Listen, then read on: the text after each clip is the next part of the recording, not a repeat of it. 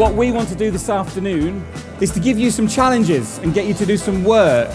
We set 3 challenges to the entire audience here. Very ambitious challenges. Divide into 3 groups, do some work, come back and then pitch. The first challenge is retail construction and shop fitting. How on earth do we move towards a situation where we have modular shop fitting, where companies are happy to share and swap? What we've done is developed a concept which actually helps bring back new vitality to the high street. And our concept is for a chameleon shopping experience. You will go into your shop and you will have technology which will help you try on clothes and try products. And so the number of products that you will need in a store will be much less, and so the number of materials in a store will be much less.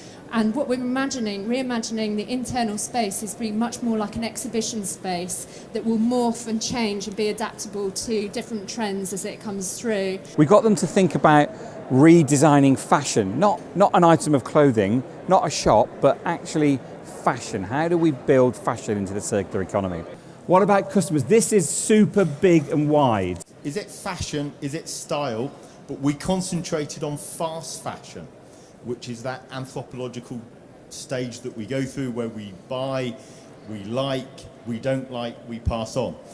Polyester we described as fabric of the future because you can chemically keep it going, so whatever you're wearing as clothing can keep on coming back in a different format. So if you want to subscribe to the fast fashion, the purple top you're wearing now can come back as a blue pair of jeans next week.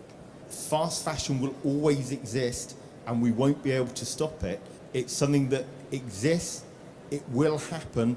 Why not put it into a business model where so many people have so much clothing that they don't wear, mainly because they paid an awful lot of money for it, so they have an emotional attachment and they don't want to chuck it out, or they don't know the process of what to do with the clothing now they've finished with it.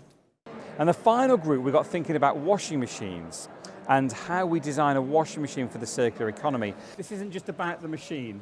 How do we use less water, less energy, all the things that you'd expect to do. If you imagine it's 20 years' time, we're all living in spaces that are slightly smaller. We're space poor, effectively. We don't have room for a washing machine anymore.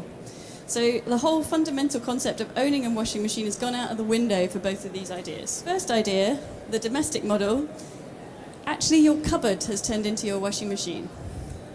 So when you hang up your clothes, your dirty clothes, at the end of the night, they actually automatically clean by being cooled to the right temperature.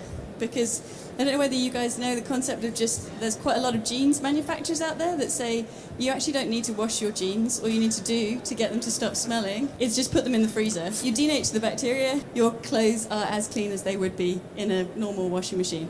And then there's a second model, which is your service model, where you don't own anything at all. The whole idea behind it is that you hand over your clothes. Either you want them, you want to keep them and you want them back clean, or you don't want them, you want them swapped. And they go into a system. It could be anywhere, but essentially on return you get your clean clothes or you get new clothes. Now the briefs were genuinely broad, so we wanted people to go as wide as they could, so we set really ambitious targets. It was a brilliant event, really constructive, and we managed to deliver some really exciting solutions.